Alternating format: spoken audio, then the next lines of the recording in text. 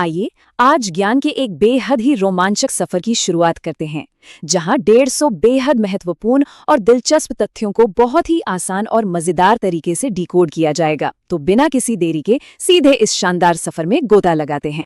पूरी जानकारी को आसानी से समझने के लिए 6 स्पष्ट हिस्सों में बांटा गया है।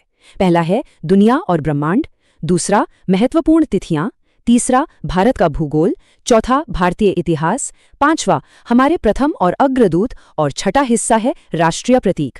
चलिए सीधे पहले राउंड की तरफ बढ़ते हैं। दुनिया, महाद्वीप और हमारा विशाल अंतरिक्ष। हमारी पृथ्वी के भूगोल में कुछ गजब के कॉन्ट्रास्ट हैं।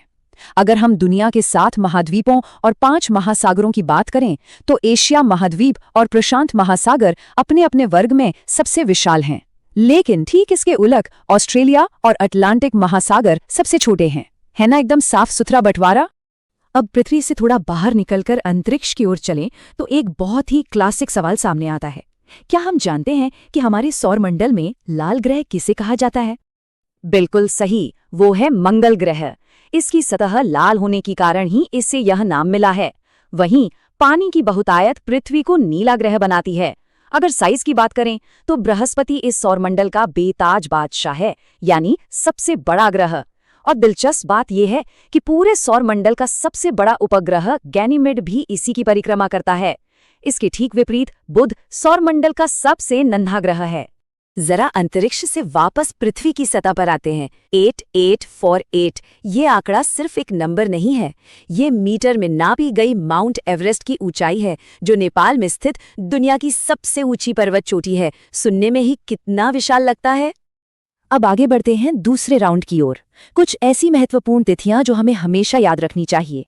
साल भर में आने वाली इन अहम तारीखों का पैटर्न काफी दिलचस्प है। जहां 22 अप्रैल का पृथ्वी दिवस और 8 मार्च का अंतर्राष्ट्रीय महिला दिवस पूरी दुनिया में मनाए जाते हैं, वहीं भारत के कुछ राष्ट्रीय दिन हमारे दिग्गजों को समर्पित हैं। जैसे 29 अगस्त का राष्ट्रीय खेल दिवस हॉकी के जादूगर मेजर ध्यानचंद के जन्मदिन का जश्न है, और 5 सितंबर का राष्ट्रीय शिक्षक दिवस डॉक्टर एस राधाकृष्णन की जयंती के रूप में मनाया जाता है। तीसरा राउंड हमें हमारे अपने देश की तरफ ले चलता है। भारत का भूगोल और इसके शानदार लैंडमार्क्स। भारत का भौगोलिक फैलाव वाकई हैरान करने वाला है। 32,87,263 वर्ग किलोमीटर का विशाल क्षेत्रफल। इसकी तटीय सीमा 9 राज्यों को छूती है और कर्क रेखा 8 राज्यों के बिल्कुल बीच से गुजरती है। और सबसे चौंकाने वाला तथ्य, भारत की सबसे लंबी अंतर्राष्ट्रीय सीमा चीन या पाकिस्तान के साथ नहीं, बल्कि बांग्लादेश के साथ लगती है। सीमाओं के साथ साथ देश की जीवनदायिनी नदियों में भी एक बहुत ही दिलचस्प अंतर है। लंबाई के मामले में गंगा नदी देश में सबसे आगे है, लेकिन जब बात चौड़ाई की आती है तो ब्रह्मपुत्र नदी का फैलाव सबसे ज्यादा है।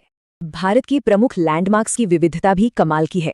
प्राकृतिक रूप से देखें तो राजस्थान का विशाल थार मरुस्थल है और कंचनजंगा जैसी गगनचुंबी चोटी है। इंसानी इंजीनियरिंग की बात करें तो गुजरात की स्टैच्यू ऑफ यूनिटी दुनिया की सबसे ऊंची मूर्ति है, और जम्मू कश्मीर की चेनानी नाशरी सबसे लंबी सुरंग। और इन सब के बीच गेटवे ऑफ इंडिया की ऐतिहासिक धरोहर को समेटे हुए है भारत का सबसे बड़ा शहर मुंबई। भूगोल के बाद अब बारी है हमारे चौथे राउंड की। भारतीय इतिहास के अहम पड़ाव, प्राचीन काल से लेकर हमारे गणतंत्र बनने तक। अगर समय के पहिए को घुमाया जाए तो एक बहुत ही शानदार ऐतिहासिक सफर सामने आता है। ये कांस्य युग की प्राचीन सिंधु सभ्यता यानी हड़प्पा और मोहनजोदाड़ो से शुरू होता है। फिर 1526 में बाबर और इब्राहिम लोधी के बीच हुई पानीपत की पहली लड़ाई, और ये सफर आगे बढ़कर आधुनिक भारत की नींव रखता है जब 26 नवंबर 1949 को हमारा संविधान अपनाया गया और 26 जनवरी 1950 को पहला गणतंत्र दिवस मनाकर एक नए युग की शुरुआत हुई। इतिहास बनता है लोगों से। तो 5वां राउंड समर्पित है हमारे देश के उन प्रथम और अग्रदूतों को जिन्होंने नई राहें बनाई। भारत की प्रगति की कहानी इन महान महिलाओं के बिना अधूरी है, जिन्होंने हर क्षेत्र में बाधाओं को तोड़ा है।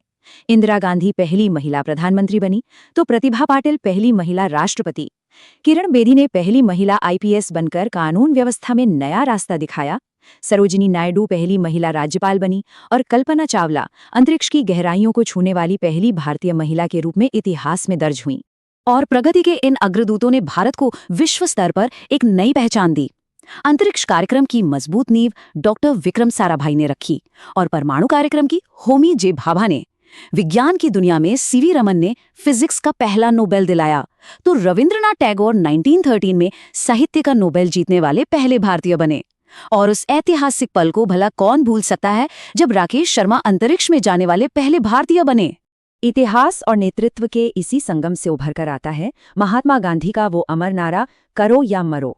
भारत छोड़ो आंदोलन के समय दिए गए ये महज कुछ शब्द नहीं थे, बल्कि उस दौर के दृढ़ संकल्प और संघर्ष की सबसे शक्तिशाली अभिव्यक्ति थे। अब हम पहुंच गए हैं अपने छठे और आखिरी राउंड पर, हमारे राष्ट्रीय प्रतीक, हमारी असली पहचान और विरासत। हमारी पहचान का सबसे बुनियादी प्रतीक है हमारा राष्ट्रीय ध्वज, तिरंगा। इसे 22 जुलाई 1947 को अपनाया गया था। इसके लिए कुछ बहुत ही सख्त नियम हैं, जैसे इसकी लंबाई और चौड़ाई का अनुपात हमेशा 3:2 होना चाहिए, और बिल्कुल बीच में मौजूद नीले रंग का चक्र अपनी 24 तीलियों के साथ देश की निरंतर प्रगति का संदेश देता है। राष्ट्रीय प्रतीकों की यह सूची हमारी प्राकृतिक विविधता का ही एक सुंदर आईना है। बाघ हमारा राष्ट्रीय पशु है और मोर राष्ट्रीय पक्षी। राष्ट्रीय फूल है कमल और राष्ट्रीय पेड़ है बरगद। यहाँ तक कि डॉल्फिन को राष्ट्रीय जलीय जीव का दर्जा मिला है और आम को राष्ट्रीय फल का शानदार मुकाम हासिल है। इन प्रतीकों के बीच एक बहुत ही अहम अंतर है जिसे समझना जरूरी है। हमारा राष्ट्रगान यानी जन गण मन रविंद्रनाथ टैगोर जी ने लिखा था, जबकि हमारा राष्ट्रगीत वंदे मातरम महान साहित्यकार बंकिम चंद्र चटर्जी द्वारा रचा गया था। और राष्ट्रीय प्रतीकों की सूची का अंत हम कुछ बेहद स्वादिष्ट चीजों के साथ कर रहे हैं। मीठी और रसीली जलेबी को हमारी राष्ट्रीय मिठाई का दर्जा मिला हुआ है, जबकि स्वाद और पोषण से भरपूर सादी खिचड़ी को भारत का राष्ट्रीय भोजन माना जाता है। तथ्यों के इस रोमांचक सफर के बाद अब सोचने वाली बात यह है कि इन तमाम शानदार बातों में से कितनी बातें हमें पहले से पता थीं और किन नई जानकारियों ने मन में और भी ज्यादा गहराई से रिसर्च करने की जिज्ञासा जगा दी। सामान्य ज्ञान की इस दुनिया का कोई अंत नहीं है। ऐसे ही नई चीजें सीखते रहिए और अपनी जिज्ञासा को हमेशा यूं ही बरकरार रखिए।